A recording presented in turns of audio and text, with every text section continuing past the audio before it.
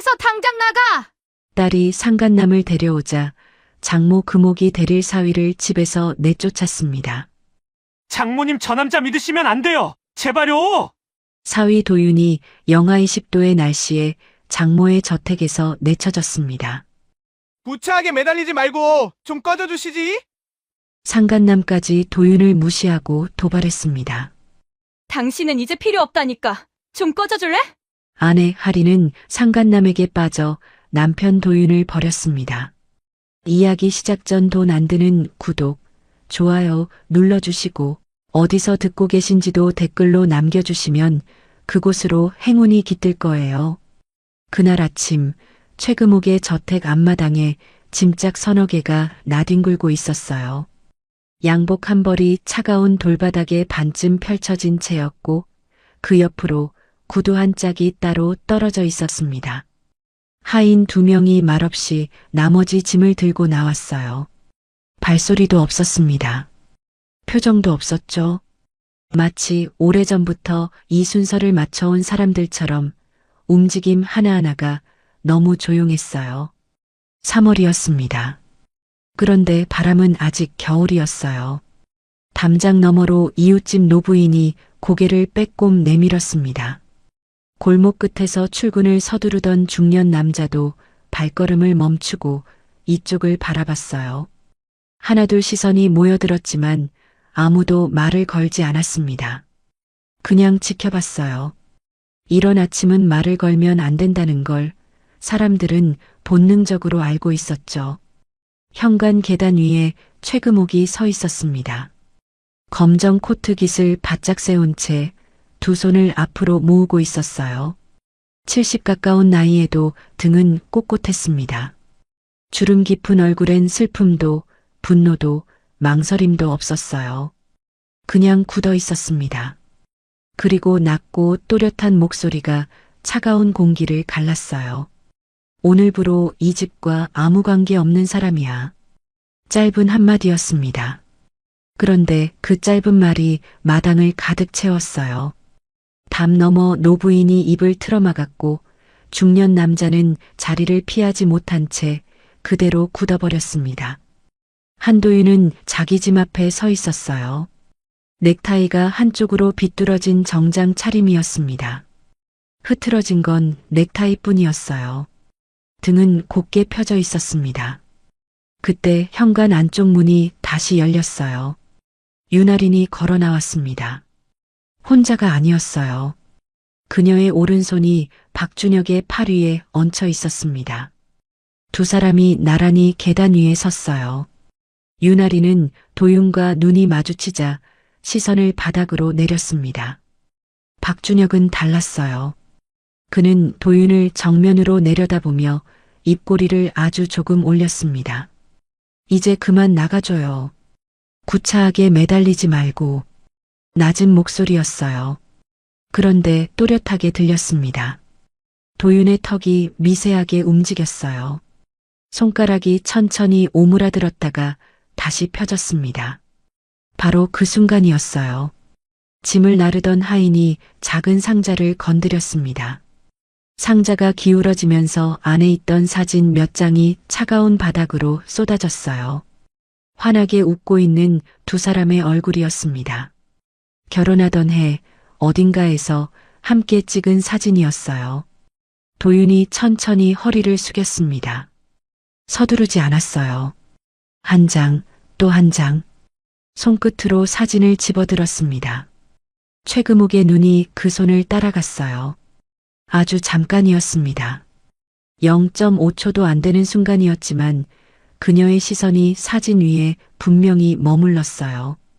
윤아린이 봉투 하나를 도윤 쪽으로 내밀었습니다. 서명만 하면 돼. 그게 서로를 위한 거야. 목소리가 약간 갈라져 있었어요. 도윤은 봉투를 받지 않았습니다. 윤아린의 손이 허공에 잠시 머물렀다가 천천히 내려왔어요. 도윤이 고개를 들었습니다. 장모를 바라봤어요. 두 사람의 눈이 마주쳤습니다. 후회 없으시겠습니까, 장모님? 화가 담긴 말이 아니었어요. 그런데 그 조용함이 오히려 이상했습니다. 쫓겨나는 사람이 맞는 건가요? 저렇게 차분할 수가 있는 건가요? 최금옥의 코트 소매 끝에서 손이 떨렸어요. 보일 듯 말 듯한 떨림이었습니다. 박준혁도 윤아린도 눈치채지 못했어요. 그냥 지나쳤습니다. 도윤은 최금옥에게서 눈을 거두고 천천히 등을 돌렸어요. 짐을 들고 걸음을 옮겼습니다. 뛰지 않았어요. 고개를 숙이지도 않았습니다. 묵묵히 그냥 걸었어요. 대문이 무겁게 닫혔습니다. 박준혁이 계단을 내려와 최금옥 앞에 섰어요. 오른손을 내밀었습니다. 최금옥은 그 손을 한번 내려다봤어요. 잠깐이었습니다. 그리고 천천히 손을 맞잡았어요. 골목 끝에서 발소리가 들렸습니다. 도윤이었어요. 그는 걸음을 멈추지 않은 채 주머니에서 핸드폰을 꺼냈습니다. 화면을 확인했어요. 문자였습니다. 내용은 보이지 않았어요. 그런데 그의 입꼬리가 아주 조금 올라갔습니다. 발소리는 멀어졌고 골목에는 3월의 찬바람만 남았습니다. 도윤이 골목을 빠져나간 뒤에도 저택 안은 한동안 조용했습니다. 박준혁은 최금옥과 악수를 나누고 나서 곧바로 거실로 들어갔어요. 윤아린이 그 뒤를 따랐습니다. 두 사람이 안으로 사라지자 최금옥은 잠시 혼자 계단 위에 남아 있었어요. 찬바람이 코트기 사이로 파고들었습니다. 그녀는 천천히 고개를 돌려 대문 쪽을 바라봤어요. 이미 아무도 없는 골목이었습니다. 그녀는 아무 말도 하지 않았어요. 그냥 돌아섰습니다. 그날 저녁 박준혁의 한강뷰 아파트에는 샴페인 2잔이 놓여 있었습니다. 탁자 위에 서류 봉투 하나가 펼쳐져 있었어요. 도윤의 서명이 빠진 이혼 서류였습니다. 박준혁이 잔을 들어 올리며 윤아린을 바라봤어요. 이제 시작이야. 어머니도 우리 편이고 집은 이전만 마무리되면 끝이잖아. 윤아린이 잔을 들었습니다. 그런데 마시지 않았어요. 잠깐 잔을 내려다보다가 천천히 탁자에 내려놓았습니다. 박준혁이 그 손 위에 자기 손을 얹었어요. 왜 아직도 미련 있어? 윤아린이 고개를 저었습니다. 하지만 시선은 창밖으로 향해 있었어요. 강물 위로 불빛들이 흔들리고 있었습니다. 사실 이 아파트는 도윤의 명의가 아니었어요. 차명 계좌로 임대된 공간이었습니다. 박준혁이 2년 전부터 마련해둔 곳이었어요. 윤아린이 처음 이곳에 들어온 건 3년 전 봄이었습니다. 그때는 그저 우연처럼 보였어요. 지인의 소개로 만난 자리, 번듯한 양복 차림의 사업가, 귀에 쏙 들어오는 말솜씨. 그런데 그 만남이 처음부터 우연이 아니었다는 걸 윤아린은 알고 있었을까요? 박준혁의 수첩에는 그 만남 이전부터 윤아린의 이름이 적혀 있었습니다. 아버지 최태준이 남긴 회사의 지분 구조, 최금옥의 보유 비율, 그리고 딸 윤아린에게 넘어올 예정인 지분 규모까지 빼곡하게 정리된 숫자들이었어요. 박준혁에게 윤아린은 처음부터 사람이 아니라 숫자였습니다. 3년 사이 두 사람의 관계는 깊어졌어요. 윤아린은 도윤과의 결혼 생활이 무너지는 것을 느끼면서도 박준혁 곁에 있는 시간이 늘어났습니다. 박준혁은 능숙했어요. 화가 날 때 달래는 법, 외로울 때 곁에 있는 척하는 법, 그리고 조금씩 도윤을 나쁜 사람으로 만드는 법. 그 모든 것을 알고 있었습니다. 윤아린의 귀에 도윤에 대한 말이 하나씩 쌓였어요. 처음에는 작은 의심이었습니다. 그게 시간이 지나면서 확신으로 굳어졌어요. 그러던 어느 날 밤이었습니다. 박준혁이 서류 한 장을 꺼냈어요. 회사 내부 계약 현황이 담긴 문서였습니다. 그가 말했어요. 이거 찍어서 나한테 보내줄 수 있어? 어차피 내 집 서류잖아. 윤아린이 잠깐 주저했습니다. 손에 핸드폰을 쥔 채 서류를 내려다봤어요. 박준혁이 그녀의 눈을 바라보며 조용히 덧붙였습니다. 믿으니까 부탁하는 거야. 그 한마디에 윤아린의 손이 움직였습니다. 셔터 소리가 조용한 방 안에 짧게 울렸어요. 그렇게 시작된 일이었습니다. 처음엔 서류 한 장이었어요.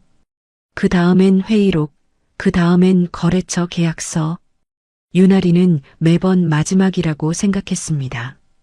그런데 박준혁의 요구는 끝이 없었어요. 오늘 저녁 그가 꺼낸 건 새로운 서류였습니다. 탁자 위에 펼쳐진 종이에는 최금옥의 자녀 지분을 이전하는 내용이 담겨 있었어요. 박준혁이 말했습니다. 마지막 단계야. 어머니 도장만 찍히면 다 끝나. 윤아린이 서류를 들여다봤습니다.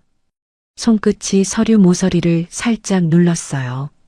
그리고 잠깐, 아주 짧은 순간 손이 멈췄습니다. 박준혁이 그녀를 바라봤어요. 아무 말도 하지 않았습니다. 그냥 바라봤어요. 그 눈빛 앞에서 윤아린의 손이 다시 움직였습니다. 서명란 위에 펜이 내려앉았어요. 창밖으로 강바람이 불었습니다. 유리창이 작게 떨렸어요. 같은 시각 박준혁의 서재 쪽에서 진동 소리가 울렸습니다. 윤아린이 자리를 비운 사이였어요. 박준혁이 핸드폰을 들었습니다. 짧은 통화였어요. 목소리를 낮추고 말했습니다. 곧 끝나. 그 다음엔 너한테 갈게.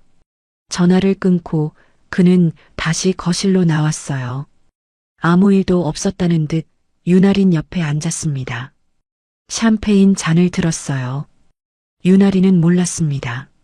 창밖 강물처럼 이 관계가 이미 어디로 흘러가고 있는지를요. 윤아린이 몰랐던 것이 한 가지 더 있었습니다. 박준혁이 샴페인을 홀짝이며 웃고 있던 그 시각, 저택 2층 서재에 불이 켜져 있었어요. 최금옥이었습니다. 그녀는 책상 앞에 앉아 두꺼운 파일 하나를 펼쳐놓고 있었어요. 파일 안에는 사진들이 가득했습니다. 박준혁과 윤아린이 함께 찍힌 사진, 두 사람이 드나들었던 한강 아파트, 건물 외관, 날짜가 찍힌 통화 기록 출력본, 그리고 계좌 이체 내역서, 빼곡한 숫자들이 줄줄이 이어져 있었어요. 최금옥은 안경을 고쳤으며 서류 한 장을 손끝으로 짚었습니다. 손톱이 종이 위에 가만히 얹혔어요. 오래 그 자리에 머물렀습니다. 다음 날 아침이었습니다. 식탁에는 세 사람 몫의 아침이 차려져 있었어요. 따뜻한 된장국, 흰 쌀밥, 그리고 소담하게 담긴 반찬들. 가사도우미 정씨 아주머니가 국그릇을 내려놓으며 힐끗 최금옥을 바라봤습니다. 오늘따라 사모님 표정이 이상하게 부드러웠어요. 어제까지만 해도 입술을 꾹 다문 채 말 수가 없더니 오늘 아침엔 박준혁이 내려오자마자 먼저 말을 건넸습니다. 잘 잤어요? 국 한 그릇 더 먹어요. 박준혁이 자리에 앉으며 살짝 굳었다가 이내 표정을 풀었어요. 예상과 달랐던 모양이었습니다. 그는 수저를 들며 고개를 끄덕였어요. 감사합니다, 어머님. 윤아린이 그 장면을 바라봤습니다. 미간이 아주 살짝 좁혀졌어요. 어머니가 저렇게 순순히 나오는 게 낯설었습니다. 하지만 박준혁은 개의치 않는 눈치였어요. 된장국을 한 숟가락 떠서 입에 넣고는 흡족한 듯 고개를 끄덕였습니다. 최금옥은 그 모습을 보면서 조용히 밥을 먹었어요. 국그릇에 시선을 두고 있었지만 사실 그녀의 눈은 박준혁의 손을, 말투를, 수저를 놓는 방식을 하나씩 훑고 있었습니다. 물이 잔잔해 보일수록 바닥이 깊다는 걸 70평생을 살아온 여자는 알고 있었어요. 오전 10시였습니다. 최금옥이 박준혁에게 말했어요. 오늘 중요한 회의가 있는데 같이 가봐요. 회사 돌아가는 거 한번 봐두는 것도 나쁘지 않을 것 같아서. 박준혁의 눈이 잠깐 빛났습니다. 숨기려 했지만 너무 빨랐어요. 그는 이내 겸손한 표정을 지으며 말했습니다. 제가 나서도 될까요? 내가 데려가는 거니까 괜찮아요. 회의실은 긴 테이블 양쪽으로 임원들이 앉아 있었습니다. 박준혁이 최금옥 옆자리에 앉자 몇몇 임원들의 시선이 그쪽으로 쏠렸어요. 눈빛을 교환하는 사람들도 있었습니다. 최금옥은 그 시선들을 못 본 척했어요. 회의가 시작됐습니다. 신규 사업 방향에 대한 보고가 이어졌어요. 최금옥이 박준혁을 향해 말했습니다. 이 부분에 대해서 외부에서 보기엔 어떤 것 같아요? 박준혁이 자세를 고쳐 앉으며 말을 꺼냈어요. 유창했습니다. 숫자도 잘 갖다 붙였어요.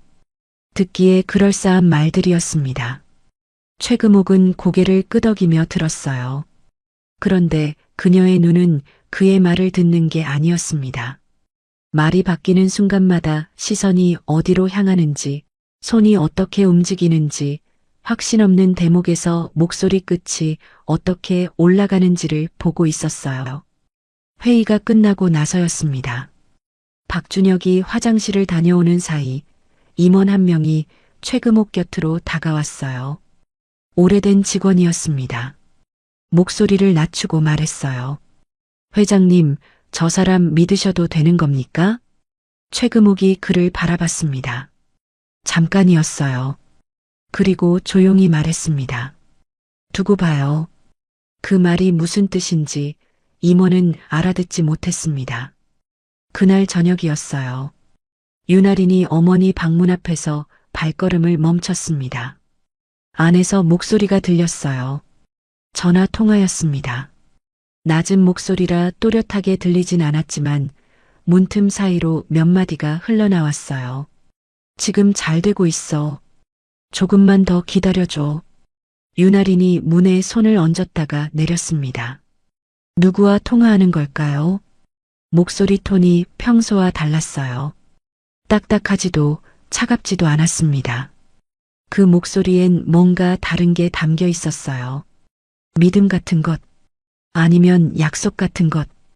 윤아린은 결국 노크하지 않았습니다. 발소리를 죽이고 복도를 걸어 내려갔어요. 서재안, 최금옥은 전화를 끊고 잠시 핸드폰을 손 안에 쥐고 있었습니다. 그리고 자리에서 일어나 오래된 금고 앞에 섰어요. 번호를 돌렸습니다. 금고 문이 열리면서 낡은 봉투 하나가 보였어요. 그녀가 봉투를 꺼내 펼쳤습니다. 안에는 손때 묻은 서류 2장이 들어 있었어요. 남편 최태준의 유언장 사본, 그리고 지분 위임 각서였습니다. 최금옥이 서류를 들고 창가로 걸어갔어요. 창밖에는 어둠이 깔려 있었고 저택 마당에 가로등 하나가 흐릿하게 켜져 있었습니다. 그녀가 남편 사진이 놓인 액자를 바라봤어요. 오래된 사진이었습니다. 젊은 날의 두 사람이었어요. 그녀가 낮게 말했습니다. 당신이 믿었던 사람이 맞았어. 방 안은 조용했습니다. 시계 소리만 일정하게 울렸어요. 그때였습니다. 창밖 골목에서 불빛 하나가 천천히 지나쳤어요. 자동차 헤드라이트였습니다. 차가 저택 앞을 천천히 지나치며 속도를 줄였다가 다시 어둠 속으로 사라졌어요. 최금옥이 커튼 끝을 살짝 잡았습니다. 차가 완전히 사라진 자리를 한참 바라봤어요. 그녀는 봉투를 가슴에 꼭 안았습니다. 눈을 감지 않았어요. 그냥 창밖을 바라봤습니다. 아무것도 모르는 집안에서 혼자 알고 있는 사람의 밤은 그렇게 깊어갔습니다. 저택 앞을 지나쳤던 그 차는 멈추지 않았습니다. 골목을 빠져나와 큰 길로 접어든 뒤에도 한참을 달렸어요. 한도윤이 운전대를 잡고 있었습니다. 백미러에 저택의 불빛이 작아지다가 사라졌어요. 그는 시선을 앞으로 고정한 채 핸드폰을 꺼내 문자 하나를 확인했습니다. 짧은 문자였어요. 주소와 시간, 그게 전부였습니다. 그는 핸드폰을 조수석에 내려놓고 다시 운전대를 잡았어요. 입술이 한번 달싹였습니다. 말은 나오지 않았어요. 그냥 앞을 봤습니다. 이튿날 오전 11시였습니다. 도윤이 찾아간 곳은 도심 외곽의 낡은 건물 4층이었어요. 엘리베이터도 없는 건물이었습니다. 계단 벽에는 오래된 법률사무소 안내판이 여러 개 붙어 있었고 페인트가 군데군데 들뜬 복도 끝에 유리문 하나가 있었어요. 문에는 작은 명패가 붙어 있었습니다. 오세진 법률사무소. 화려하지 않았어요. 그런데 문을 열고 들어서자 안은 달랐습니다. 책상 위에는 서류가 깔끔하게 정리되어 있었고 벽면 책꽂이에는 판례집들이 빈틈없이 꽂혀 있었어요. 먼지 하나 없는 공간이었습니다. 오세진이 자리에서 일어났어요. 50대 중반의 남자였습니다. 키가 크진 않았지만 눈빛이 또렷했어요.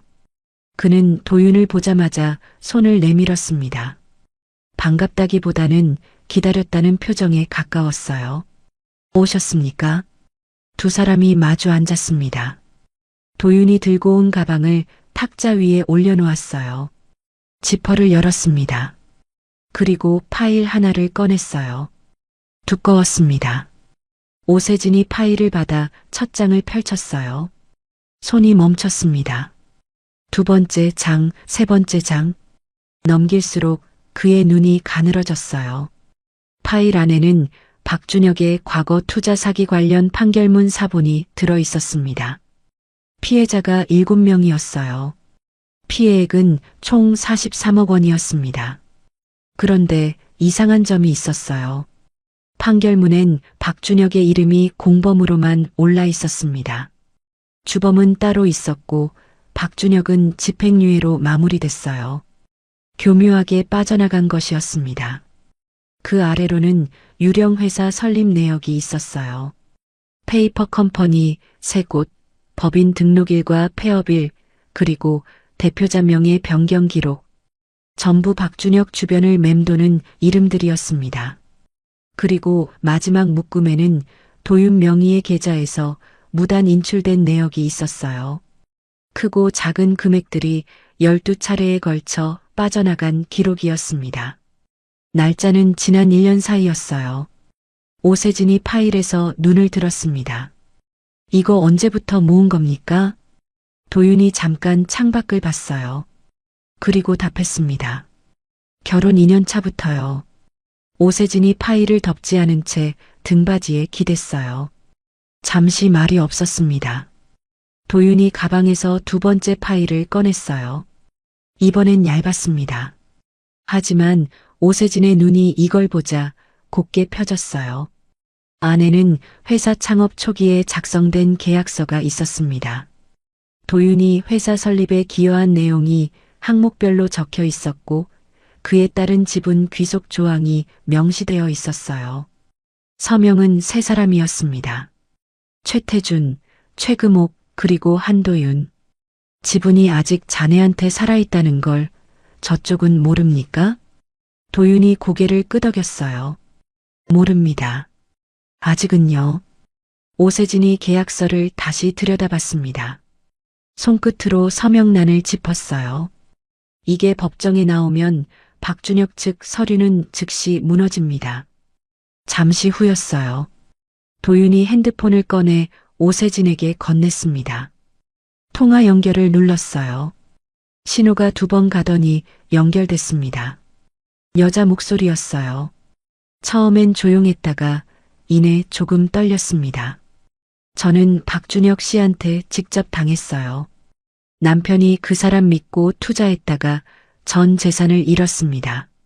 합의하라는 압박이 너무 심해서 어쩔 수 없이 취하했지만 저는 지금도 그날 서류에 도장 찍은 게 억울해요. 목소리가 잠깐 끊겼습니다. 숨을 고르는 소리가 들렸어요. 그리고 다시 이어졌습니다. 법정에서 말할 수 있어요. 준비됐습니다. 오세진이 통화가 끝나자 탁자에 팔꿈치를 올리고 두 손을 모았습니다. 한참 생각하는 표정이었어요. 그리고 천천히 입을 열었습니다. 증거, 계약서, 증언자까지 세 가지가 다 갖춰졌군요. 도윤이 가방 지퍼를 닫았습니다. 서두르지 않았어요. 타임라인을 짜야 합니다. 박준혁이 지분 이전 서류에 최종 서명하는 순간을 노려야 해요. 그 순간이 오기 전에 움직이면 증거가 완성되지 않습니다. 오세진이 메모지를 꺼내 펜을 들었어요. 그 순간이 언제쯤 올 것 같습니까? 도윤이 잠깐 생각했습니다. 빠르면 2주 안입니다. 저쪽은 지금 서두르고 있을 겁니다. 두 사람은 1시간 넘게 탁자에 마주 앉아 있었어요. 오세진이 메모를 했고 도윤이 보충했습니다. 창밖으로 낮 햇살이 기울기 시작했어요. 바람이 유리창을 한번 두드리고 지나갔습니다. 자리에서 일어선 건 도윤이 먼저였어요. 코트를 집어들고 오세진과 악수를 나눴습니다. 짧은 악수였어요. 그리고 문을 향해 걸어갔습니다. 오세진이 뒤에서 말했어요. 준비가 되어 있는 사람이 이기는 겁니다. 도윤이 문손잡이를 잡은 채 잠깐 멈췄습니다. 고개를 돌리지 않았어요. 그냥 문을 열었습니다. 복도로 나선 그의 발소리가 계단을 타고 내려갔어요. 낡은 건물 안에 그 소리만 울렸습니다. 1층 문이 열렸다 닫혔어요. 거리로 나온 도윤은 하늘을 한번 올려다봤습니다. 구름이 빠르게 흘러가고 있었어요. 그는 코트 깃을 세우고 걸음을 옮겼습니다. 혼자였어요. 그런데 혼자가 아닌 것 같았습니다. 이제 시작이야. 바람에 실린 그 말은 아무도 듣지 못했습니다. 도윤이 거리로 나선 그날 오후 도심 반대편에서는 다른 움직임이 시작되고 있었습니다. 도윤이 오세진에게 건넨 두 번째 파일 안에는 이름 하나가 반복해서 등장했어요. 강민철.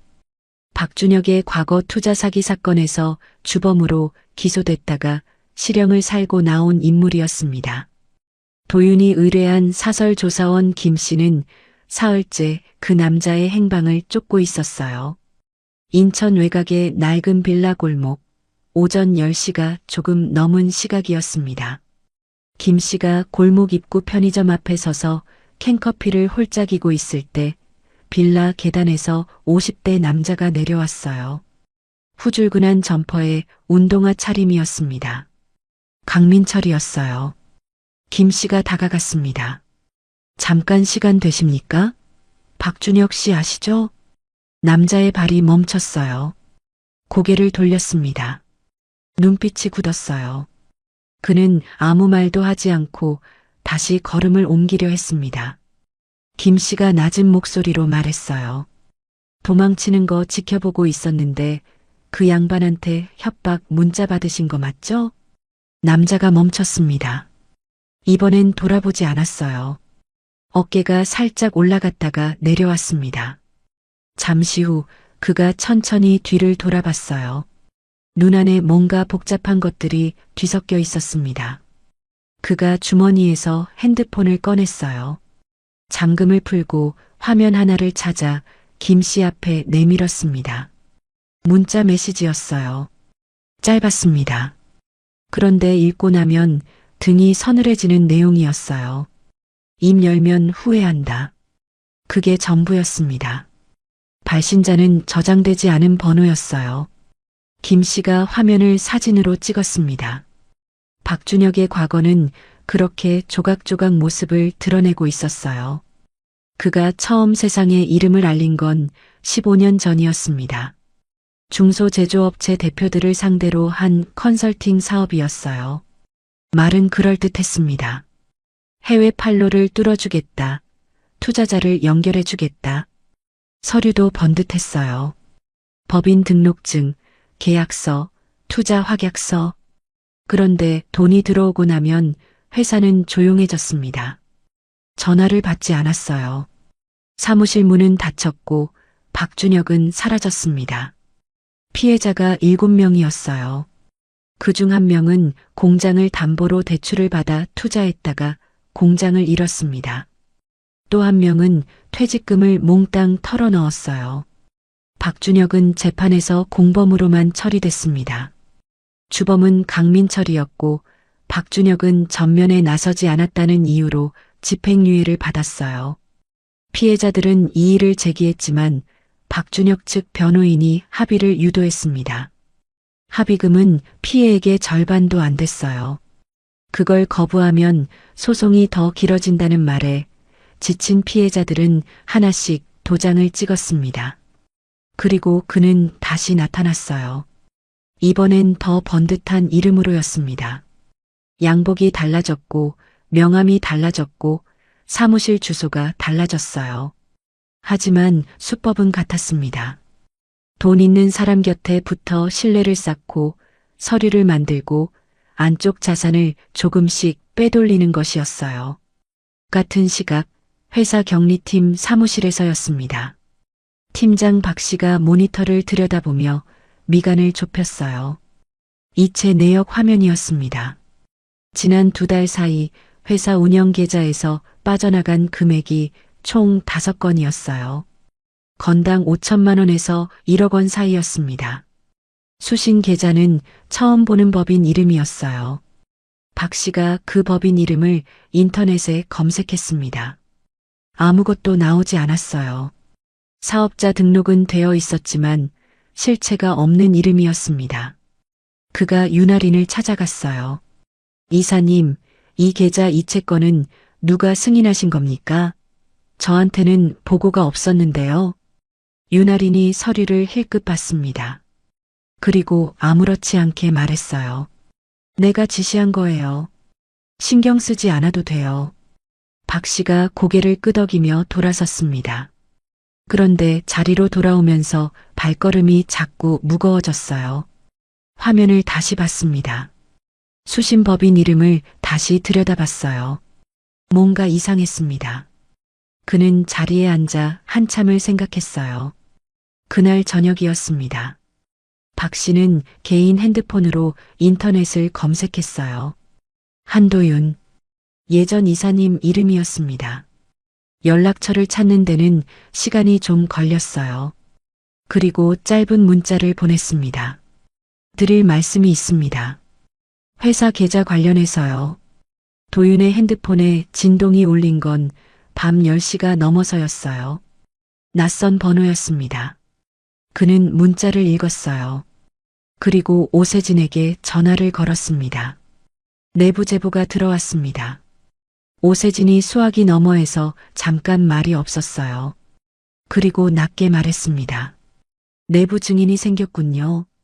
그날 밤 박준혁은 한강 아파트 거실에 홀로 앉아 있었습니다. 테이블 위에 서류들이 펼쳐져 있었어요. 그는 펜을 손가락으로 돌리며 창밖을 바라봤습니다. 강물 위로 불빛이 흔들리고 있었어요. 표정은 여유로웠습니다.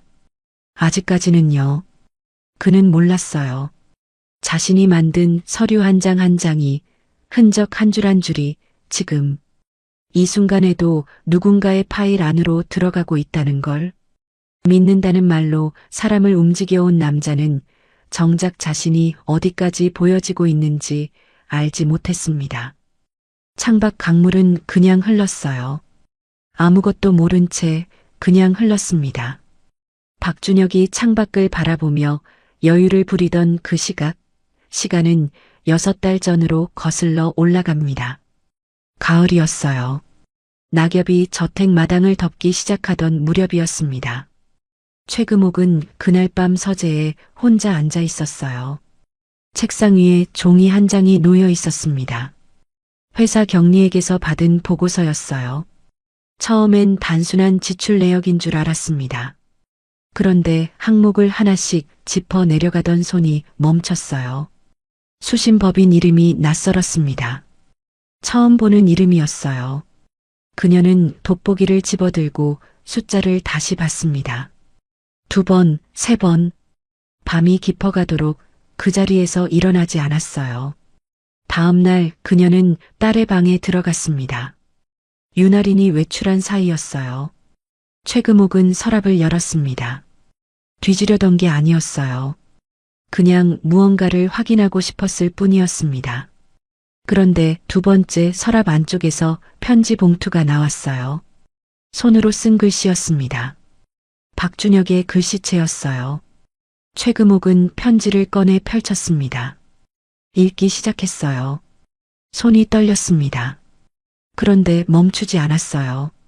끝까지 읽었습니다. 편지에는 두 사람의 계획이 적혀 있었어요. 도윤을 내보내고 최금옥을 설득하고 지분을 넘겨받는 순서까지 날짜도 있었습니다. 이미 오래전부터 짜여진 계획이었어요.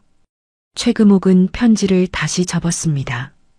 봉투에 넣고 서랍 안쪽에 정확히 원래 자리에 돌려놓았어요. 그리고 방에서 나왔습니다.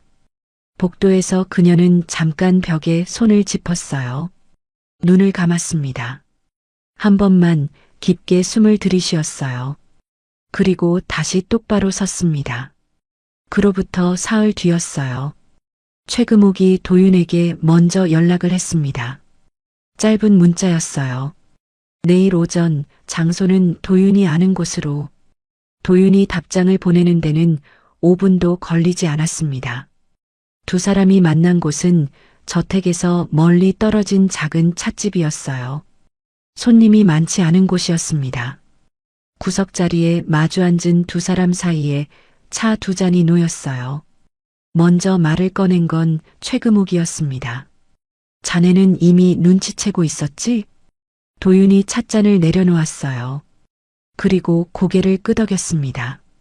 결혼 2년 차부터였습니다. 처음엔 확신이 없었어요. 그런데 돈이 빠져나가기 시작하면서 분명해졌습니다. 최금옥이 도윤을 바라봤어요. 오래 바라봤습니다. 그리고 가방 안에서 파일 하나를 꺼냈어요. 도윤이 받아 펼쳤습니다. 손이 멈췄어요. 파일 안에는 박준혁의 피해자 목록이 있었습니다. 도윤이 오세진에게 건넨 자료보다 훨씬 두꺼웠어요. 거슬러 올라가면 10년 전 피해자까지 있었습니다. 이름, 피해액, 합의 경위, 현재 상황까지 빼곡했어요. 도윤이 고개를 들었습니다. 어머님이 저보다 먼저 알고 계셨군요. 최금옥이 찻잔을 들었어요. 한 모금 마시고 천천히 내려놓았습니다. 석 달 됐어요. 도윤이 파일을 덮었어요. 두 사람 사이에 잠깐 침묵이 흘렀습니다. 창밖으로 가을 햇살이 들어오고 있었어요. 먼지가 빗속에서 천천히 흩어졌습니다. 최금옥이 먼저 말을 꺼냈어요. 자네를 내보내야겠어. 도윤의 눈이 가늘어졌습니다. 지금 상태로 막으면 증거가 사라져요. 저쪽은 아직 안심하고 있어요. 안심한 사람은 마지막 카드를 꺼내게 되어 있어요. 그 순간을 잡아야 합니다. 도윤이 잠시 말이 없었어요. 창밖을 봤습니다. 그리고 다시 최금옥을 봤어요. 제가 쫓겨나면 할인이가 더 깊이 빠져들지 않겠습니까? 최금옥의 눈꺼풀이 한번 내려왔다가 올라왔어요. 낮게 말했습니다. 그래야 건져낼 수 있어. 도윤이 입술을 다물었습니다. 찻잔을 손으로 감쌌어요. 따뜻한 온기가 손바닥에 전해졌습니다. 한참 뒤에 그가 말했어요. 각본대로 하겠습니다. 최금옥이 고개를 끄덕였어요. 그게 전부였습니다. 두 사람은 더 길게 말하지 않았어요. 그날 이후 두 사람은 따로 움직였습니다. 최금옥은 저택 안에서, 도윤은 바깥에서. 주고받는 연락은 짧았어요. 필요한 것만, 필요한 만큼만 이야기했습니다. 저택에서 쫓겨나는 날까지 둘은 단 한 번도 같은 자리에 있지 않았어요. 그리고 현재였습니다. 박준혁이 서류를 들고 최금옥 앞에 나타났어요. 최금옥의 자녀 지분을 이전하는 최종 서류였습니다. 그는 탁자 위에 서류를 내려놓으며 웃었어요. 여유로운 웃음이었습니다. 어머님, 이것만 서명해 주시면 다 정리됩니다. 복잡하게 생각하실 것 없어요. 최금옥이 서류를 들었습니다. 천천히 내용을 훑었어요. 돋보기를 쓰고 한 줄 한 줄 읽어 내려갔습니다. 박준혁이 맞은편 소파에 앉아 다리를 꼬았어요. 기다리는 자세가 느긋했습니다. 최금옥이 서류를 탁자에 내려놓았어요. 오늘은 좀 더 생각해 봐야겠어요. 박준혁의 다리가 풀렸습니다. 눈빛이 살짝 흔들렸어요. 그러나 이내 고개를 끄덕이며 자리에서 일어났습니다. 그러세요. 천천히 보시고요. 그가 방을 나가자 최금옥은 서류를 다시 집어들었어요. 그리고 속으로 생각했습니다. 이제 다 됐어. 서명할 생각이 없었습니다. 처음부터요. 그녀는 이 서류가 나오기를 기다리고 있었어요. 이 서류가 나왔다는 건 박준혁이 마지막 카드를 꺼냈다는 뜻이었습니다. 그리고 마지막 카드를 꺼낸 사람은 이제 물러날 곳이 없다는 뜻이었어요. 창밖으로 바람이 불었습니다. 저택 마당의 나뭇가지가 흔들렸어요. 최금옥은 핸드폰을 들었습니다. 번호를 눌렀어요. 신호가 한 번 가자마자 연결됐습니다. 그녀가 낮게 말했어요. 나왔어. 움직여도 돼. 수화기 너머에서 도윤의 목소리가 들렸습니다. 알겠습니다. 그게 전부였어요. 통화는 10초도 안 됐습니다. 최금옥이 핸드폰을 내려놓고 창밖을 바라봤어요. 저택 마당 끝 오래된 감나무 한 그루가 서 있었습니다. 남편 최태준이 심은 나무였어요. 30해가 넘도록 그 자리에 있었습니다. 가지는 굵어졌고 뿌리는 더 깊어졌어요. 최금옥이 그 나무를 바라보며 작게 중얼거렸습니다. 조금만 더요. 누구에게 하는 말인지는 알 수 없었어요. 남편에게였는지 아니면 자기 자신에게였는지. 방 안은 조용했고 창밖 나뭇가지만 바람에 천천히 흔들렸습니다. 최금옥이 전화를 끊은 다음 날 아침 오세진 법률사무소에는 일찍부터 불이 켜져 있었습니다. 오세진이 책상에 앉아 서류 묶음을 점검하고 있었어요. 밤새 정리한 흔적이 역력했습니다. 빈 커피잔이 2개였고 메모지가 책상 한쪽에 빼곡하게 쌓여 있었어요. 도윤이 문을 열고 들어온 건 오전 8시가 조금 넘어서였습니다. 두 사람은 인사도 짧게 나눴어요. 할 일이 많다는 걸 둘 다 알고 있었습니다. 오세진이 서류 봉투 하나를 도윤에게 건넸어요. 법원에 가처분 신청서를 넣겠습니다. 박준혁 측으로의 지분 이전을 즉시 동결시키는 겁니다. 오늘 오전 안에 접수해야 해요. 도윤이 서류를 훑었습니다. 고개를 끄덕였어요. 같이 가겠습니다. 두 사람이 법원에 도착한 건 오전 10시였어요. 접수 창구 앞에 오세진이 서류 봉투를 내밀었습니다. 서기가 받아들고 두께를 확인하더니 눈을 들었어요. 첨부 자료가 박스 2개 분량이었습니다. 서기가 잠깐 멈칫했다가 도장을 찍었어요. 접수증이 나왔습니다. 오세진이 접수증을 들고 돌아서며 낮게 말했어요. 이제 저쪽은 움직일 수 없습니다. 박준혁이 그 소식을 들은 건 같은 날 오후 2시였어요. 비서가 긴급하게 전화를 걸어왔습니다.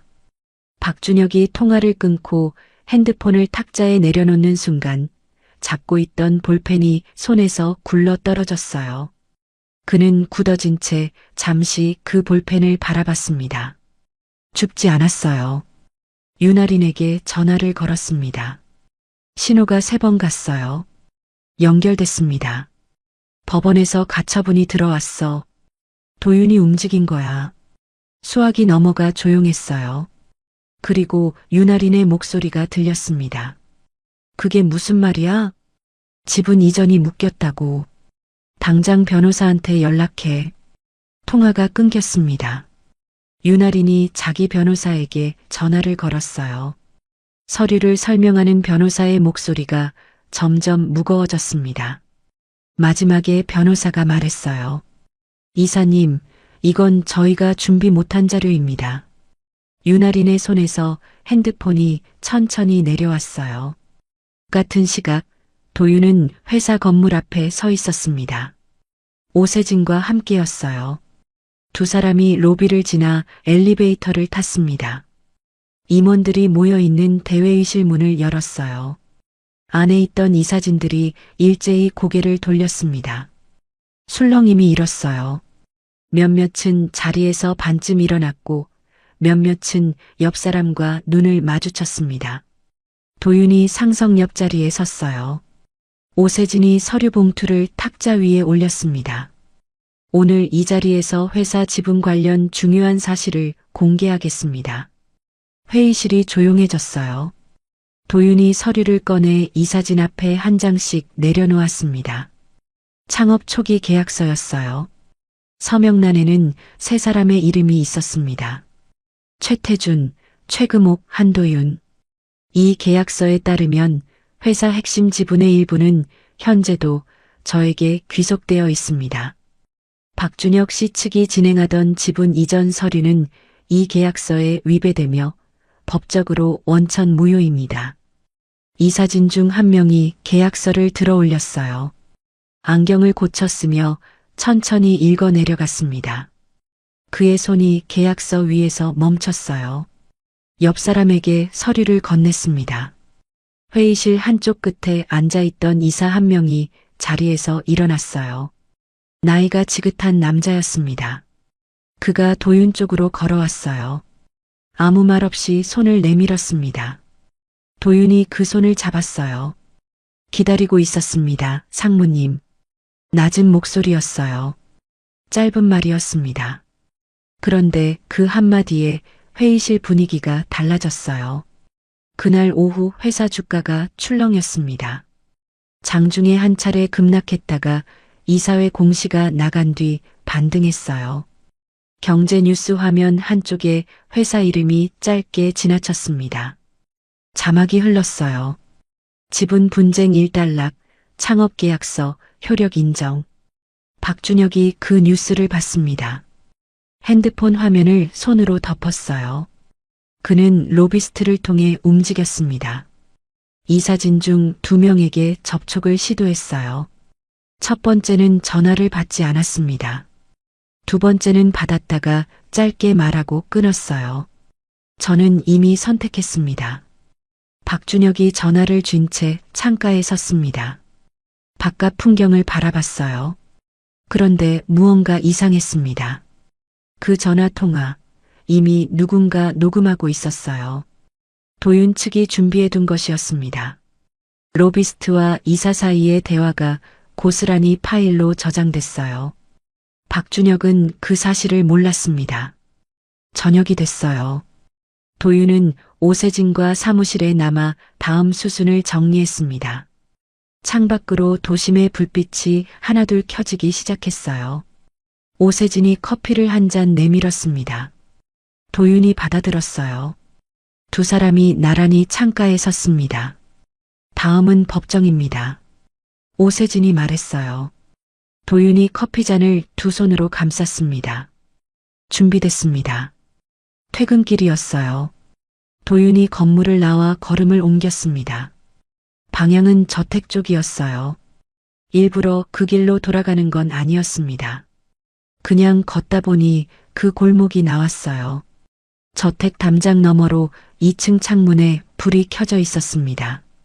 서재였어요. 도윤이 걸음을 멈추지 않았습니다. 그냥 천천히 걸었어요. 그런데 담장이 끝나는 모퉁이쯤에서 창문 커튼이 살짝 움직였습니다. 누군가 내다보고 있었어요. 두 사람의 시선이 어둠을 사이에 두고 잠깐 마주쳤습니다. 아무 표정도 없었어요. 신호도 없었습니다. 그냥 바라봤어요. 그리고 도윤이 먼저 시선을 거뒀습니다. 걸음을 이어갔어요. 커튼이 다시 내려왔습니다. 골목에는 가로등 불빛만 남았어요. 바람이 한번 불었습니다. 낙엽 한 장이 도윤의 발끝을 스치고 지나갔어요. 그는 멈추지 않았습니다. 그냥 걸었어요. 앞으로, 계속 앞으로. 낙엽 한 장이 도윤의 발끝을 스치고 지나간 그 골목에서 며칠이 흘렀습니다. 박준혁의 아파트에는 그 사이 변화가 생겼어요. 현관 앞에 서류 봉투가 쌓여 있었습니다. 법원에서 온 것들이었어요. 봉투마다 빨간 도장이 찍혀 있었습니다. 박준혁이 그중 하나를 집어들었어요. 뜯었습니다. 검찰 소환장이었어요. 날짜는 열흘 뒤였습니다. 그는 소환장을 들고 한동안 서 있었어요. 창밖으로 햇살이 들어오고 있었지만 방 안은 싸늘했습니다. 그가 윤아린에게 전화를 걸었어요. 소환장 나왔어. 너한테도 갔을 거야. 수화기 넘어가 한동안 조용했습니다. 그리고 윤아린의 목소리가 들렸어요. 평소보다 낮았습니다. 나는 아직 안 왔어. 곧 올 거야. 우리 같이 대응해야 해. 변호사 선임부터 맞춰야 하고. 하리나, 생각할 시간이 필요해. 전화가 끊겼습니다. 박준혁이 핸드폰을 탁자에 내려놓았어요. 힘이 빠진 손이었습니다. 윤아린에게 소환장이 도착한 건 이틀 뒤였어요. 그녀는 봉투를 뜯지 않고 한참 들고 있었습니다. 소파에 앉아 봉투를 무릎 위에 올려놓은 채였어요. 창밖으로 바람이 불었습니다. 나뭇가지가 흔들렸어요. 윤아린의 시선이 봉투 위에 고정된 채 움직이지 않았습니다. 손끝으로 봉투 모서리를 천천히 눌렀어요. 그리고 뜯었습니다. 읽는데 오래 걸리지 않았어요. 짧은 문서였습니다. 그런데 다 읽고 나서 그녀는 서류를 접지 못했어요. 그냥 무릎 위에 펼쳐진 채로 두었습니다. 눈가가 뜨거워졌어요. 그런데 눈물은 나오지 않았습니다. 뭔가 꽉 막힌 것 같았어요. 그때 핸드폰이 울렸습니다. 박준혁이었어요. 윤아린이 화면을 봤습니다. 3번 울렸어요. 4번. 그녀는 받지 않았습니다. 화면이 꺼졌어요. 회사 격리팀장 박 씨의 진술이 수사기관에 제출된 건 그 무렵이었습니다. 이체 내역서, 수신법인 자료, 그리고 윤아린이 직접 승인했다는 구두 확인 내용까지 담겨 있었어요. 박 씨는 진술서에 서명하면서 손이 떨렸다고 나중에 말했습니다. 하지만 멈추지 않았어요. 끝까지 서명했습니다. 박준혁의 페이퍼 컴퍼니 계좌가 동결된 건 소환장이 발부된 지 사흘 만이었어요. 금융감독원이 움직였습니다. 3곳의 유령법인 계좌가 한꺼번에 묶였어요. 박준혁이 빼돌린 금액은 총 18억 원이었습니다. 회수 절차가 시작됐어요. 그 소식이 전해지던 날 오후 박준혁의 사무실에서는 이상한 일이 벌어졌습니다. 비서가 짐을 싸고 있었어요. 조용히 빠르게 서랍을 열고 개인 물건을 가방에 넣었습니다. 눈치를 보는 것도 없었어요. 그냥 챙겼습니다. 박준혁이 들어왔을 때 비서는 이미 코트를 입고 있었어요. 어디 가는 거야? 비서가 고개를 숙였습니다. 짧게 말했어요. 죄송합니다. 그리고 나갔습니다.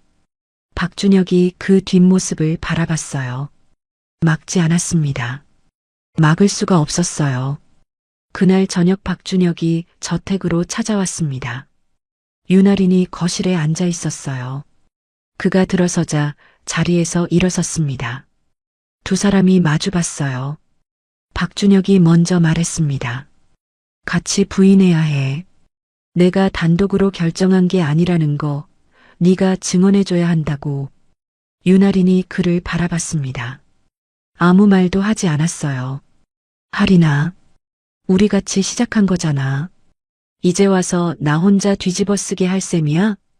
윤아린의 입술이 달싹였습니다. 그런데 소리가 나오지 않았어요. 그녀의 눈이 박준혁의 얼굴을 천천히 훑었습니다. 처음 만났을 때의 얼굴이 기억났어요. 번듯한 양복, 부드러운 말투, 귀에 쏙 들어오던 목소리. 그런데 지금 눈앞에 있는 얼굴은 달랐습니다. 눈밑이 퀭했어요.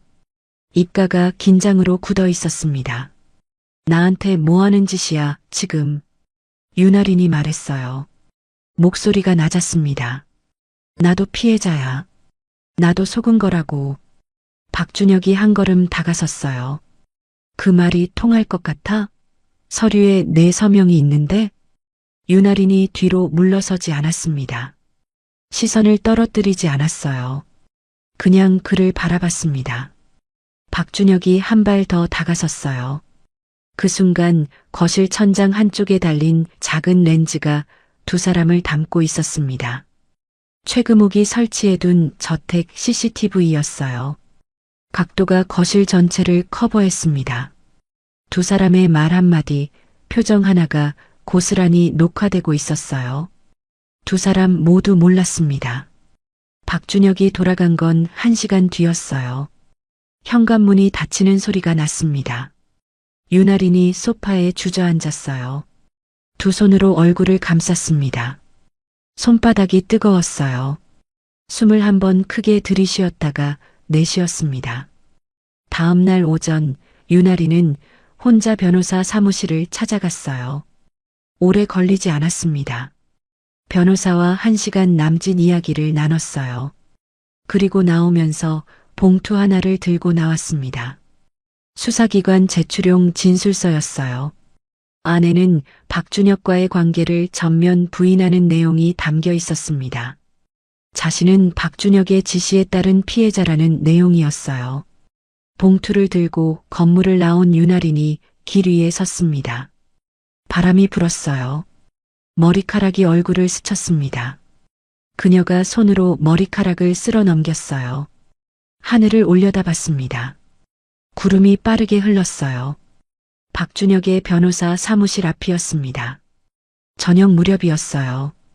박준혁이 건물을 나섰습니다. 그런데 입구에서 발이 멈췄어요. 사진기 플래시가 터졌습니다. 한 번, 두 번. 기자들이었어요. 3명이 입구를 막고 있었습니다. 검찰 소환 관련해서 한 말씀 해주시겠습니까? 피해 금액이 18억이라는데 사실입니까? 박준혁이 손으로 얼굴을 가렸습니다. 고개를 숙이고 차 쪽으로 걸어갔어요. 기자들이 따라붙었습니다. 플래시가 계속 터졌어요. 차 문이 닫혔습니다. 기자들이 창문을 두드렸어요. 박준혁이 앞을 봤습니다. 운전기사에게 말했어요. 출발해. 차가 천천히 빠져나갔습니다. 백미러의 기자들이 작아졌어요. 박준혁이 등받이에 머리를 기댔습니다. 눈을 감았어요. 차 안은 조용했습니다. 너무 조용했어요. 창밖으로 도심의 불빛이 흘러갔습니다. 빠르게 그냥 흘러갔어요. 박준혁의 차가 도심 불빛 속으로 사라지던 날로부터 열흘이 지났습니다. 법정 날이었어요. 아침부터 하늘이 낮게 깔려 있었습니다. 법원 건물 앞에는 이른 시간부터 사람들이 모여들었어요. 방청 신청자가 많았습니다. 복도 벽에 붙은 재판 일정표 앞에 사람들이 멈춰서서 방 번호를 확인했어요. 101호. 오전 10시였습니다. 도윤이 법원에 도착한 건 9시 반이었어요. 오세진이 옆에 있었습니다. 두 사람이 나란히 복도를 걸었어요. 도윤의 걸음은 고르고 일정했습니다. 빠르지도 느리지도 않았어요. 법정 문 앞에서 오세진이 서류 가방 손잡이를 고쳐주었습니다. 도윤이 문을 밀었어요. 방청석이 꽉 차 있었습니다. 앞줄에는 취재진이 앉아 있었어요. 뒷줄에는 일반 방청객들이었습니다. 나이든 부부, 정장 차림의 회사원, 그리고 구석 자리에 조용히 앉은 노인 몇 명. 도윤이 자리에 앉는 순간 반대편 문이 열렸습니다. 박준혁이 들어왔어요. 변호사 2명이 양옆에 있었습니다. 그런데 걸음이 달랐어요. 한 달 전에 그 여유로운 걸음이 아니었습니다. 시선이 바닥에 향해 있었어요. 방청석에서 웅성거리는 소리가 났습니다. 박준혁이 자리에 앉았어요. 도윤 쪽을 보지 않았습니다. 재판장이 입장하고 법정이 조용해졌어요. 오세진이 자리에서 일어섰습니다. 서류 가방을 열었어요. 첫 번째 자료를 꺼냈습니다.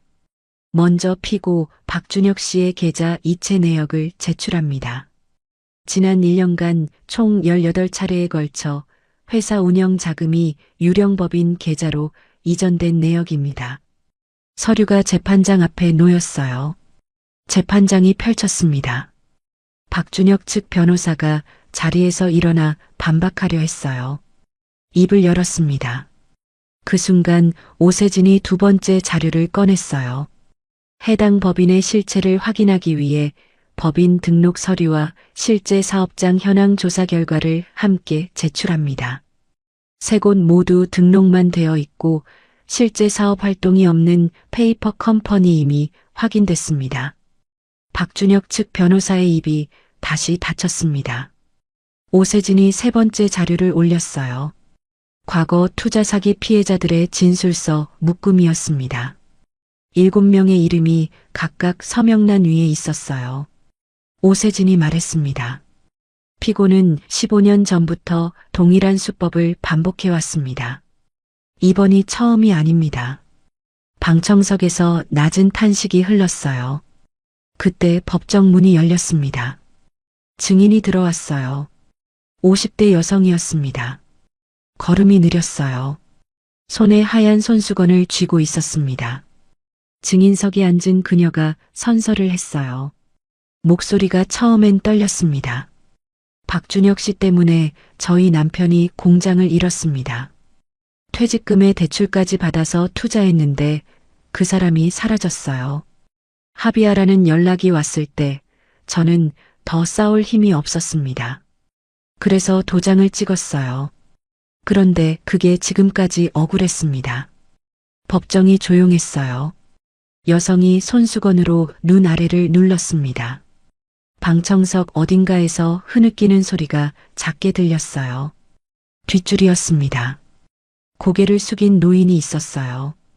또 다른 피해자 가족인 듯 했습니다. 아무도 그쪽을 쳐다보지 않았어요. 그냥 들었습니다. 박준혁 측 변호사가 반박 자료를 제출하려 했습니다. 재판장이 자료를 받았어요. 검토했습니다. 그런데 오세진이 자리에서 일어섰어요.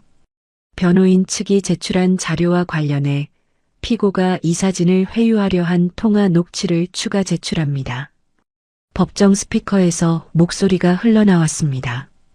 박준혁의 목소리였어요. 로비스트를 통해 이사에게 전화했던 그날 밤 통화였습니다. 선명하게 들렸어요. 방청석이 술렁였습니다. 박준혁 측 변호사가 이의를 제기했어요. 재판장이 손을 들어 조용히 시켰습니다.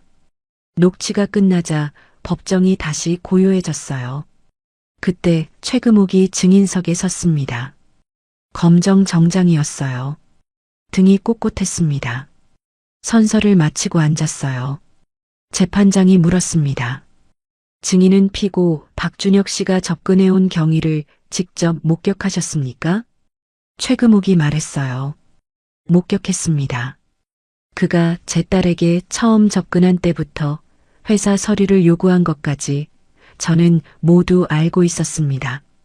제가 직접 수집한 자료입니다. 그녀가 진술하는 동안 방청석 한쪽에 앉아있던 유나린이 어머니의 뒷모습을 바라봤습니다. 꼿꼿한 등이었어요. 흔들리지 않는 목소리였습니다. 유나린의 눈가가 달아올랐어요. 참았던 것들이 조금씩 올라왔습니다.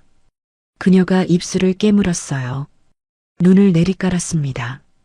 손 위에 눈물 한 방울이 떨어졌어요. 판결은 오후에 나왔습니다.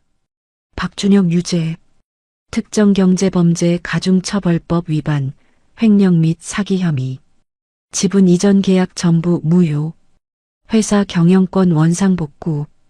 재판장의 목소리가 법정을 채웠어요. 방청석에서 낮은 술렁임이 일었습니다. 박준혁이 선고를 듣는 동안 고개가 천천히 내려갔어요. 변호사가 뭔가 말했지만 그는 듣지 않는 것 같았습니다. 도윤은 자리에 앉은 채였어요. 오세진이 옆에서 어깨를 가볍게 두드렸습니다. 도윤이 고개를 끄덕였어요. 그게 전부였습니다. 박수를 치지도 자리에서 벌떡 일어나지도 않았어요. 그냥 앉아 있었습니다. 법정 밖으로 나온 건 한참 뒤였어요. 복도는 한산해져 있었습니다. 취재진은 박준혁 쪽을 따라갔고 방청객들도 대부분 빠져나갔어요. 오세진이 도윤 옆에 섰습니다. 이제 뭐 하실 겁니까? 도윤이 복도 창밖을 봤어요. 하늘이 오전보다 조금 밝아져 있었습니다. 구름이 걷히고 있었어요. 한참 뒤에 그가 말했습니다. 가봐야 할 곳이 있습니다. 오세진이 더 묻지 않았어요. 두 사람이 악수를 나눴습니다. 도윤이 코트를 여미고 복도를 걸었어요. 발소리가 일정하게 울렸습니다. 법원 문을 밀고 나서자 차가운 바람이 얼굴을 스쳤어요. 그는 잠깐 멈췄습니다. 하늘을 올려다봤어요. 눈을 감지 않았습니다. 그냥 올려다봤어요. 구름 사이로 햇살이 조금씩 비어져 나오고 있었습니다. 발걸음이 다시 시작됐어요. 방향은 저택이었습니다. 도윤의 발걸음이 저택을 향하던 그날 오후 하늘은 조금씩 열리고 있었습니다. 대문 앞에 차가 섰어요. 도윤이 내렸습니다. 저택 대문은 이미 열려 있었어요. 누군가 기다리고 있었던 것처럼요. 마당으로 들어서자 가사도우미 정씨 아주머니가 현관 앞에 서 있었습니다. 그녀가 도윤을 보자마자 걸어왔어요. 아무 말도 하지 않았습니다. 그냥 도윤의 손을 두 손으로 꼭 잡았어요. 손이 거칠었습니다. 오래 일한 손이었어요. 그녀의 눈 아래가 벌겋게 달아올라 있었습니다. 얼마나 힘드셨어요. 목이 메어 끝이 잘렸습니다. 도윤이 잡힌 손을 가만히 두었어요. 빼지 않았습니다. 잠깐 그렇게 있었어요. 최금옥은 서재에 있었습니다. 도윤이 문을 두드렸어요. 잠시 뒤 들어오라는 말이 들렸습니다. 문을 열자 창가에 최금옥이 서 있었어요. 창밖으로 마당에 오래된 감나무가 보였습니다. 바람이 없는 날이었어요. 나뭇가지가 조용했습니다. 두 사람이 마주 앉았어요. 탁자 위에 차 두 잔이 놓였습니다. 정씨 아주머니가 들고 왔다가 소리 없이 나갔어요. 문이 조용히 닫혔습니다. 아무도 먼저 말을 꺼내지 않았어요. 차에서 김이 올랐습니다. 가늘게 천천히. 창밖 햇살이 탁자 위로 비스듬하게 들어왔어요. 먼지가 그 빛 속에서 천천히 움직였습니다. 시계 소리만 일정하게 울렸어요. 두 사람은 그냥 앉아 있었습니다. 그 침묵이 불편하지 않았어요. 오히려 오래 참아온 것들이 그 안에서 천천히 가라앉는 것 같았습니다. 먼저 움직인 건 도윤이었어요. 그가 가방을 열었습니다. 서류 봉투 하나를 꺼냈어요. 두껍지 않았습니다. 그런데 탁자 위에 내려놓는 손이 잠깐 머뭇거렸어요. 아주 짧은 순간이었습니다. 그리고 봉투를 최금옥 쪽으로 밀었어요. 최금옥이 봉투를 내려다봤습니다. 열지 않았어요. 한참 바라봤습니다. 이게 무슨 뜻인지 알면서 하는 건가? 도윤이 대답했습니다. 압니다. 최금옥이 봉투를 들었어요. 천천히 열었습니다. 안에서 서류 두 장이 나왔어요. 지분 전부 양도각서, 그리고 경영권 위임장이었습니다. 도윤의 서명이 이미 들어가 있었어요. 최금옥이 서류를 읽었습니다. 첫 장을 넘겼어요. 두 번째 장을 읽었습니다. 손이 움직이지 않았어요. 서류를 든 채 그냥 있었습니다. 도윤이 말했어요. 저를 믿고 끝까지 지켜주신 분이 어머님이기 때문입니다. 이 집은 어머님 것입니다. 최금옥이 서류에서 눈을 들지 않았습니다. 아랫입술이 아주 조금 달싹였어요. 그리고 멈췄습니다. 눈가에 뭔가 고이기 시작했어요. 주름진 눈 아래가 붉어졌습니다. 그녀가 서류를 탁자에 내려놓았어요. 두 손을 무릎 위에 얹었습니다. 손등에 핏줄이 도드라져 있었어요. 70평생을 버텨온 손이었습니다. 참아온 것들이 무너지는 데는 오래 걸리지 않았어요. 눈물이 흘렀습니다. 소리가 없었어요. 그냥 흘렀어요. 주름을 타고 천천히 흘러내렸습니다. 최금옥이 손등으로 눈 아래를 눌렀어요. 한 번, 두 번. 그런데 멈추지 않았습니다. 그냥 두었어요. 평생 처음으로 사위 앞에서 눈물을 보이는 순간이었습니다. 도윤이 자리에서 일어났어요. 코트를 집어들었습니다. 최금옥을 향해 고개를 숙였어요. 깊이 오래. 그리고 문 쪽으로 걸어갔습니다. 문손잡이에 손을 얹으려는 순간이었어요. 어디로 갈 건가? 최금옥의 목소리였습니다. 낮았어요. 조금 젖어 있었습니다. 도윤이 멈췄어요. 문손잡이를 잡은 채 잠깐 서 있었습니다. 고개를 돌리지 않았어요. 처음부터 다시 시작하려고요. 제 이름으로. 최금옥이 아무 말도 하지 않았습니다. 도윤이 문을 열었어요.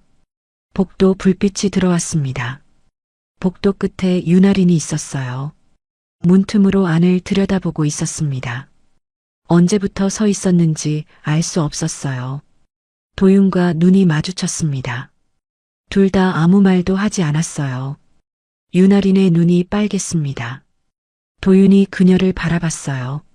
잠깐이었습니다. 그리고 그냥 지나쳤어요. 계단을 내려갔습니다. 현관을 지났어요. 정씨 아주머니가 현관 옆에 서 있었습니다. 도윤에게 눈인사를 했어요. 도윤이 받았습니다. 대문을 나섰어요. 눈이 내리고 있었습니다. 언제부터인지 몰랐어요. 소복하게, 조용하게 내리고 있었습니다. 마당 감나무 위에도, 돌바닥 위에도, 그리고 도윤의 어깨 위에도 눈이 쌓이고 있었어요. 그가 걸었습니다. 골목으로 접어들었어요. 발자국이 생겼습니다. 눈 위에 선명하게 찍혔어요. 한 걸음, 또 한 걸음. 뒤를 돌아보지 않았습니다. 서재 창문에 최금옥이 서 있었어요. 커튼을 살짝 젖힌 채 도윤의 뒷모습을 바라봤습니다. 점점 작아지는 뒷모습이었어요. 눈이 계속 내렸습니다. 도윤의 발자국 위로 새 눈이 쌓이기 시작했어요. 최금옥이 커튼에서 손을 뗐습니다. 커튼이 천천히 내려왔어요. 서재가 다시 조용해졌습니다. 탁자 위의 차는 이미 식어 있었어요. 서류 2장이 그 옆에 놓여 있었습니다. 최금옥이 자리로 돌아와 앉았어요. 서류를 바라봤습니다. 남편 사진 쪽으로 고개를 돌렸어요. 아무 말도 하지 않았습니다. 말이 필요 없었어요. 오래된 사진 속 남편이 웃고 있었습니다. 창밖에서는 눈이 계속 내렸어요. 저택 마당을 덮고 감나무 가지를 덮고 도윤이 걸어간 골목을 덮었습니다. 그 겨울 모든 것이 끝났습니다. 그리고 또 다른 무언가가 조용히 시작되고 있었어요. 눈이 녹기 시작한 건 그로부터 한 달 뒤였습니다. 저택 마당 감나무 가지 끝에 작은 움이 돋아나고 있었어요. 겨울 내내 말라있던 가지였습니다. 그런데 어느 아침 정씨 아주머니가 마당을 쓸다가 멈췄어요. 가지 끝을 올려다봤습니다. 연두빛점 하나가 거기 있었어요. 작고 여린 것이었습니다. 그녀가 빗자루를 세운 채 한참 그걸 바라봤어요. 최금옥은 그날 아침 일찍 서재에 앉아 있었습니다. 책상 위에는 서류들이 펼쳐져 있었어요. 도윤이 남긴 양도 각서와 경영권 위임장이었습니다. 그녀는 돋보기를 쓰고 서류를 다시 읽었어요. 처음 봤던 날 밤에도 읽었고 그 다음 날도 읽었습니다. 그런데 오늘은 읽다가 멈췄어요. 돋보기를 벗었습니다. 그리고 창밖을 봤어요. 감나무였습니다. 새 움이 돋은 가지가 보였어요. 최금옥이 자리에서 일어났습니다. 코트를 걸치고 마당으로 나왔어요. 정씨 아주머니가 고개를 숙였습니다. 최금옥은 그냥 감나무 앞으로 걸어갔어요. 나무 앞에 섰습니다. 올려다봤어요. 가지 끝에 그 작은 움이 아침 햇살을 받아 반짝였습니다. 그녀의 손이 올라갔어요. 나무 껍질을 손바닥으로 천천히 짚었습니다. 거칠고 단단했어요. 30년 된 나무였습니다. 당신이 심은 나무가 또 봄을 맞네요. 혼잣말이었어요. 바람이 없는 아침이었습니다. 그 말이 마당에 조용히 머물렀어요. 윤아린이 저택을 나온 건 그 무렵이었습니다. 짐이 많지 않았어요. 캐리어 하나, 가방 하나. 현관 앞에 서서 마당을 한번 둘러봤습니다. 감나무 앞에 서 있는 어머니의 뒷모습이 보였어요. 최금옥은 돌아보지 않았습니다. 알면서도 돌아보지 않은 것인지 몰라서인지 알 수 없었어요. 윤아린이 한 걸음 내디뎠습니다. 멈췄어요. 다시 어머니 쪽을 봤습니다. 입술이 움직였어요. 그런데 소리가 나오지 않았습니다. 그녀가 고개를 숙였어요. 깊이 오래. 그리고 대문을 나섰습니다. 최금옥의 등이 미세하게 흔들렸어요. 아주 잠깐이었습니다. 그리고 다시 고요해졌어요. 도윤이 새 사무실을 연 건 봄이 완전히 자리를 잡은 4월이었습니다. 도심 한쪽의 작은 건물이었어요. 낙지도 번듯하지도 않은 곳이었습니다. 간판에는 이름 석자만 있었어요. 한도윤. 회사 이름도 직함도 없었습니다. 그냥 이름이었어요. 사무실 안에 책상 하나, 의자 2개, 그리고 창가에 작은 화분 하나가 있었습니다. 화분은 정씨 아주머니가 가져다 준 것이었어요. 이른 아침에 사무실 앞에 놓여 있었습니다. 쪽지가 붙어 있었어요. 잘 되셔야 해요. 그게 전부였습니다. 도윤이 그 화분을 창가에 두었어요. 햇살이 잘 드는 자리였습니다.